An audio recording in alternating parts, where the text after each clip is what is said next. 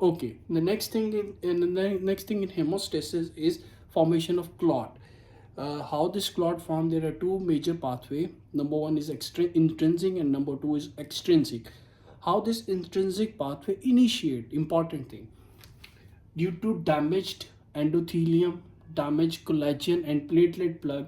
All these things, platelet plug जो plug formation हुई थी और endothelium damage थी हमारे पास, कोलेजन जो इनसाइड द वेसल एक्सपोज हुआ है, ठीक है, ये तीनों चीज़ें जो है ना हमारे पास एक फैक्टर होता है उसको एक्टिवेट कर देती है, ठीक है, inside the plasma. That's why it is called intrinsic factor. what that factor is? Factor that is factor 12, that is factor 12. ठीक है, these are different factors. Clotting factor 1 2 3 4 5 6 7 8 9 10 11 12 and 13. ठीक है, there is no such factor like factor 3 and factor 4. तो ये cancel कर दिया हमने. सबसे पहले हमारे पास फैक्टर आता है 12 फैक्टर. जब ये इसके साथ एक्सपोज होगा, डैमेज एंडोथेलियम, कोलेजन और प्लेटलेट प्लग, जैसे ब्लड पास कर रहा है, तो ये सारी चीज़ें फैक्टर 12 को एक्टिवेट कर देती हैं. फैक्टर 12A activated, ठीक है, this is activated. Okay, what this factor 12 activated will do? This activated factor 12 will activate further factor 11. ठीक है, फैक्टर 12 हो गया हमारे पास. अब ये एक्टिवेटेड फैक्टर 12 क्या करेगा? फैक्टर 11 को एक्टिवेट करेगा. That is 11A. 11 factor activate हो गया हमारे पास, 11 चला गया. ठीक है, next thing what will happen?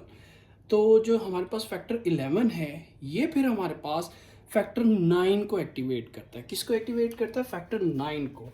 Important thing है यहाँ पे समझने वाली कि 11 से डायरेक्ट 9 पे क्यों आ गए? क्योंकि फैक्टर 10 जो होता है ना, वो बेसिकली हमारे पास स्पॉट, मार्कअप स्पॉट होता है between intrinsic and extrinsic, because both of these pathway converge eight similar factor, that is factor 10. Factor 10 पे आके दोनों कन्वर्ज कर जाते हैं.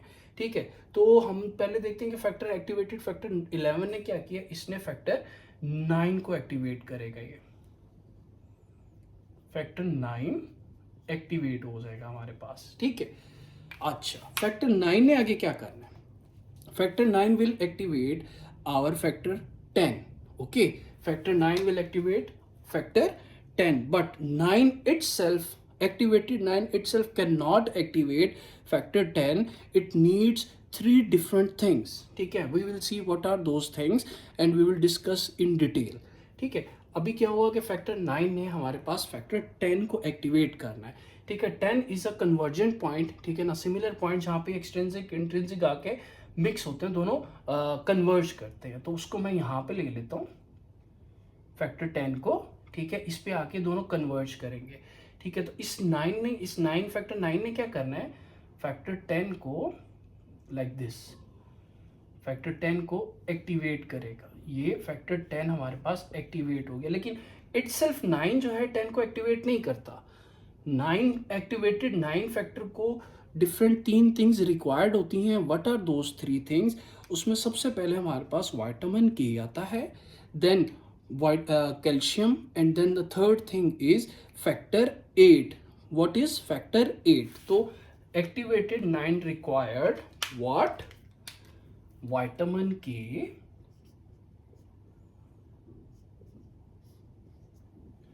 calcium and factor 8. Basically this factor 8 form a complex with 9, form activated 9 and then they activate factor 10.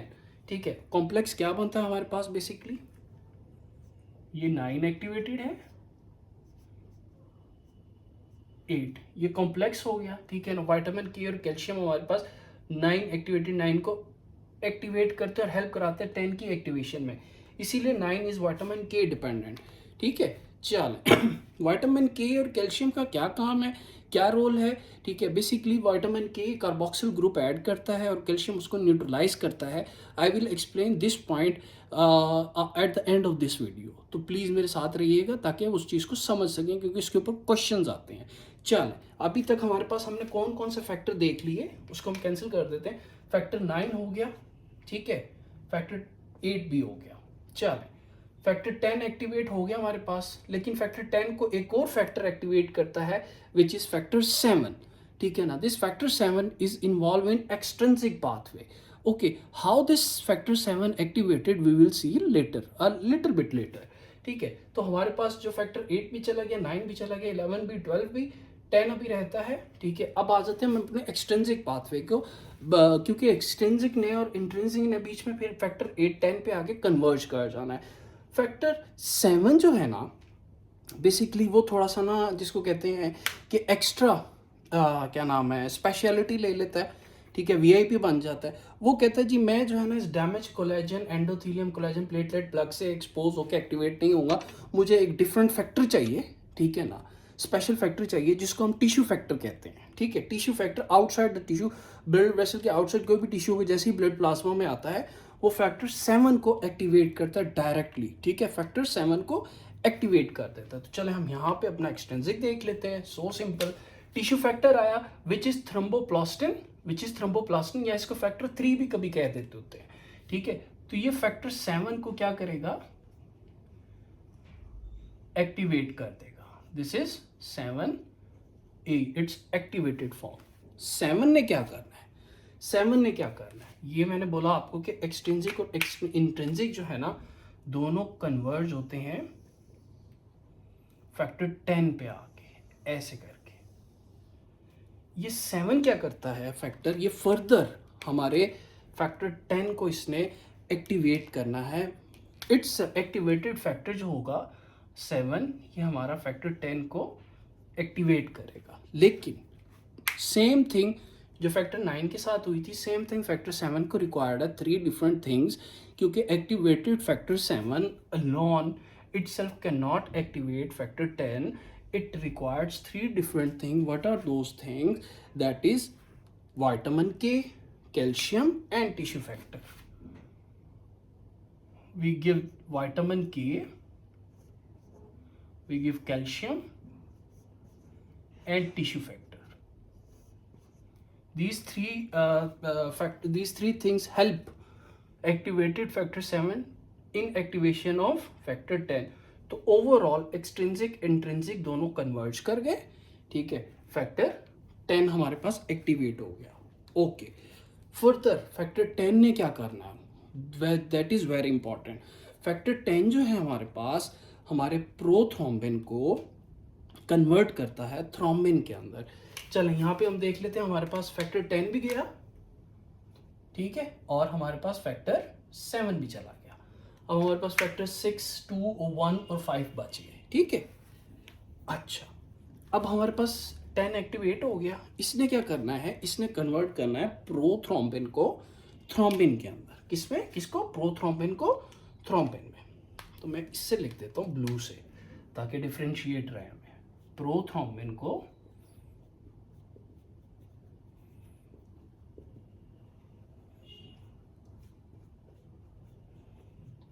Thrombin में.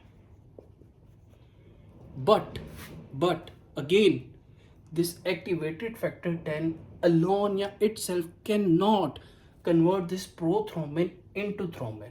This 10 factor 10 also required 3 different things which help this factor 10A to convert prothrombin into thrombin. What are those 3 things?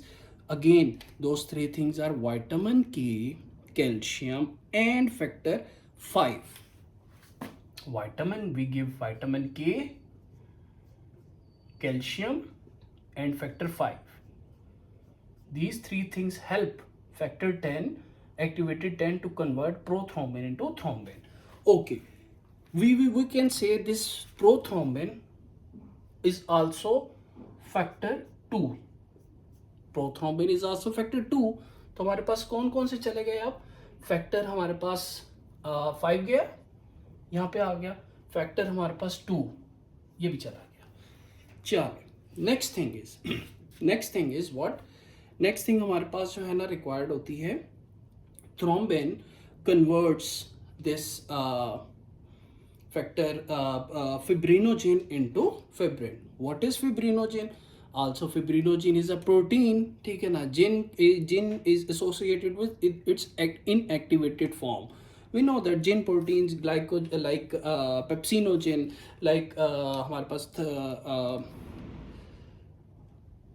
Pepsinogen different, तो ये inactivated form होते हैं, converts it's into activated form ना। तो like angiotensinogen, ठीक है ना, ये सारे इनएक्टिवेटेड फॉर्म होती है, लीवर से बनती है। तो प्रोथ्रोम्बिन, थ्रोम्बिन को किया, थ्रोम्बिन ने हमारे पास कन्वर्ट करना है फिब्रिनोजिन को, किसमें, फिब्रिन के अंदर, फिब्रिनोजिन को फिब्रिन के अंदर, ठीक हो गया। Thrombin will convert fibrinogen into what? Fibrin. These fibrin fibers forms, but these fibrin fibers form a clot, ठीक है, around these damaged blood vessel या platelet clot, और एक ऐसे ना क्लॉट सा polymers बना लेते हैं। लेकिन still this fibrin required a factor to form a cross link meshwork, ठीक है। Here comes our factor 13, here comes what? Factor 13। factor 13 फिर क्या करता है, फिब्रिन को हेल्प करता है। फिब्रिन आ गया, फिब्रिन ने क्या किया, हमारे पास एक क्लॉट बना दिया, ठीक है ना, जो प्लेटलेट प्लग डैमेज एंडोथेलियम थी, क्लॉट बना दिया, ठीक है। और उस क्लॉट को फर्दर हमारे पास स्ट्रेंथन करने के लिए क्रॉस लिंकेज हो जाती है। क्रॉस लिंकेज कैसी होती है हमारे पास, वो ये हमारे पास फैक्टर 13 हेल्प करता है, ठीक है, लाइक दिस, ठीक है, फैक्टर 13। तो ये हमारे पास फैक्टर 13 आ गया, ठीक है। तो ओवरऑल जो हमारे पास चीज़ें चल रही थी, ठीक है ना, तो वो ये जो है ना हमारे पास, अच्छा, जो हमारे पास फिब्रिनोजेन है उसको हम क्या नाम है, फैक्टर 1 भी कह सकते हैं। यस, फिब्रिनोजेन हमारे पास फैक्टर 1 होता है, ठीक है, वी ऑल नो दैट। तो ये हमारे पास फैक्टर 1 भी आ गया। चल, अच्छा, नेक्स्ट थिंग अब क्या है कि फिब्रिनोजेन बन गया, ठीक है, और फिब्रिनोजेन ने फिब्रिन में कन्वर्ट हुआ बाय थ्रोम्बिन, ठीक है। This thrombin also required different things, this thrombin also required different things. What are those things? What are those things? तो जो है ना हमारे पास those are vitamin K and calcium, ठीक है। this thrombin also required vitamin K and calcium. So in this we will see what are vitamin K dependent factors also, जिसमें सबसे पहले हमारे पास आ जाता है दिस क्या नाम है, थ्रोम्बिन, ठीक है, फैक्टर 2, फैक्टर 10, फैक्टर 7, फैक्टर 9, ठीक है ना, all these factors, factor 2, factor 10, factor क्या नाम है हमारे पास 7 और फैक्टर 9, ठीक है ना। तो ये विटामिन के डिपेंडेंट फैक्टर्स होते हैं, ठीक है। तो ये क्या करते हैं हमारे पास, ओवरऑल एक कैस्केड है, इसको रिपीट कर देता हूँ दोबारा मैं, जो मैंने बात की कि हमारे पास टोटल 13 फैक्टर्स हैं, ठीक है, जिसमें से फैक्टर 3, 4 और फैक्टर 6 जो होते हैं, दीज आर नथिंग, जस्ट हमारे पास ना इसको हम कंसीडर नहीं कर रहे फैक्टर्स को, ठीक है।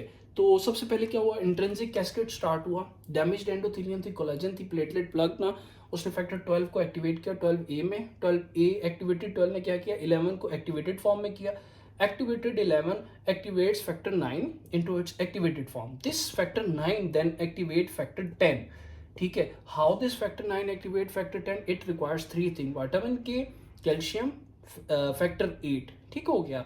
अच्छा, factor 8 forms a complex with 9 to activate this factor 10. I said factor 10 is a convergent point, okay, convergent point होते हैं जहाँ पे intrinsic extrinsic दोनों मिलते हैं आके।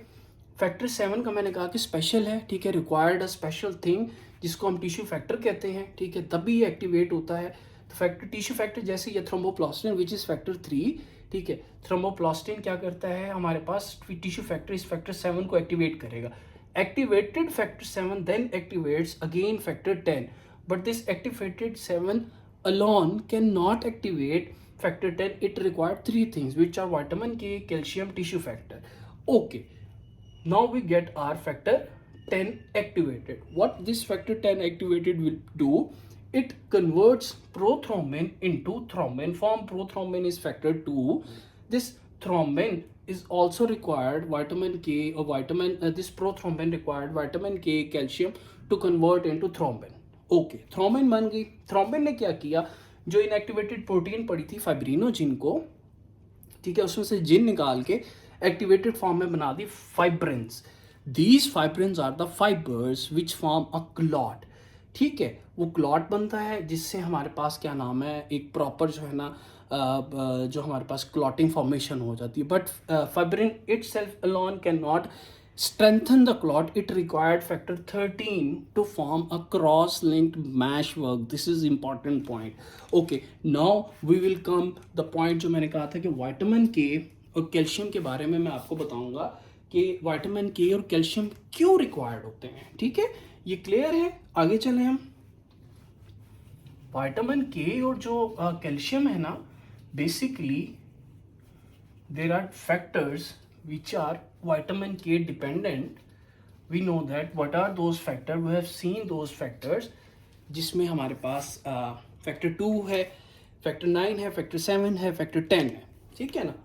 अच्छा, अब इसमें से अगर कोई भी फैक्टर एक्टिवेट ना हो तो हमारा इंट्रिंसिक या एक्सट्रिंसिक पाथवे ही नहीं चलेगा. ठीक है, और हमारे पास डिफरेंट डिजीजेज आ जाते हैं जिसमें सबसे इंपॉर्टेंट हीमोफीलिया होती है, जिसमें फैक्टर 8 जो होता है हमारे पास डेफिशिएंट होता है. ठीक है, हीमोफीलिया ए के अंदर. और हीमोफीलिया बी में हमारे पास फैक्टर 9 जो होगा, जिसको क्रिसमस फैक्टर कहते हैं, वो डेफिशिएंट हो जाता है. ठीक है, चलें अब कैल्शियम और विटामिन के को हम देखते हैं करता क्या है. विटामिन के basically add a carboxyl group on these factors. ठीक है, मैं दोबारा से जो है ना वो ब्लड वेसल एंडोथेलियम बना देता हूँ. This is endothelium. इसको हमने यहां से कट किया था. ठीक है ना, ये कोलेजन आ रहा था विच इज नेगेटिवली चार्ज्ड. अब फैक्टर जो विटामिन के डिपेंडेंट फैक्टर है ना, वो यहां से पास कर रहे होते हैं प्लाज्मा से, like this. These are the, for example this is factor 7. ठीक है ना, for example this is factor 10 2. ठीक है, विटामिन क्या करता है, विटामिन कार्बोक्सिल ग्रुप ऐड कर देता है इनके ऊपर. Carboxyl group, this is carboxyl, 1 carbon 2 oxygen. ठीक है, oxygen is negatively charge which gives negative charge on this factor. Again वही बात हमारी जो है ना, वॉन विलिब्रेंट फैक्टर, प्लेटलेट और कोलेजन वाली बात कि it should propel each other, it should क्या नाम है, आपस में जो है ना इसको प्रोपेल करना चाहिए. So here comes our calcium. Calcium साहब कहते हैं जी वेट करो. ठीक है ना, आम हेयर. ठीक है ना, तो कैल्शियम क्या करता है, कैल्शियम आके इसको न्यूट्रलाइज कर देता है. क्या करता है कैल्शियम आके, this is very important point. Calcium क्या करता है, विटामिन के जो कार्बोक्सिलेशन की थी फैक्टर्स की, विटामिन के डिपेंडेंट फैक्टर्स की कार्बोक्सिलेशन की थी, नेगेटिव चार्ज दिया था, इस कैल्शियम ने उसको आके न्यूट्रलाइज किया. And again this helps to bind it here to form a clot. ऐसे क्लॉट बन जाता है एक्सट्रिंसिक का.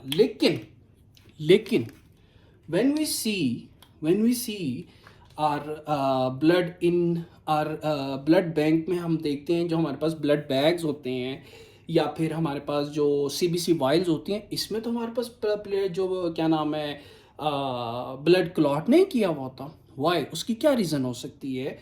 अगर देखें हम तो यहाँ पे आता है हमारे पास एक केमिकल दैट इज सिट्रेट जिसको कहते हैं. वो सिट्रेट क्या करता है, इस कैल्शियम को न्यूट्रलाइज कर लेता है. क्या करता है, सिट्रेट न्यूट्रलाइज दिस कैल्शियम. ठीक है, तो ये फिर हमारे पास फैक्टर जो विटामिन के डिपेंडेंट वाले फैक्टर हैं वो यहाँ से आते हैं और वो इधर से पास कर जाते हैं और क्लॉटिंग जो होती है उसको नहीं होने देते. तो हमेशा याद रखिएगा जो सीबीसी वाइल है उसमें सिट्रेट पड़ा हुआ होगा और डिफरेंट सब्सटेंसेस भी होते हैं. मेन सिट्रेट आता है, उसके बाद जो हमारे पास ब्लड के बैग्स हैं हमारे पास. ठीक है ना, पिंट्स होते हैं जो हमारे, ठीक है, यूनिट बैग्स होते हैं, उसमें भी हमारा ब्लड क्या नाम है क्लॉट नहीं कर रहा. तो the only reason is that कि साइट्रेट उसमें डाला हुआ होता है, सिट्रेटेड होता है, कैल्शियम को न्यूट्रलाइज कर लेगा. कैल्शियम न्यूट्रलाइज हो जाएगा तो ये वाले जो ग्रुप है हमारे कार्बोक्सिलाइज्ड जो हुए थे विटामिन के की वजह से, वो यहाँ पे अटैच नहीं होंगे और फिर प्लेटलेट बनेगा ही नहीं, प्लेटलेट प्लग ही नहीं होगा। क्यों नहीं प्लग नहीं होगा प्लेटलेट? क्योंकि ये वाले फैक्टर हमारे एक्टिवेट ही नहीं होंगे। जब एक्टिवेट ही नहीं होंगे, देखो फैक्टर 9 नहीं एक्टिवेट हुआ, इंट्रिंसिक पाथवे खत्म, ठीक है। फैक्टर 7 नहीं एक्टिवेट हुआ, एक्सट्रिंसिक खत्म, ठीक है। तो ब्लड हमारा फिर क्लॉटेड नहीं रहता। चलो, this is doctor essence, please subscribe my channel, thank you so much.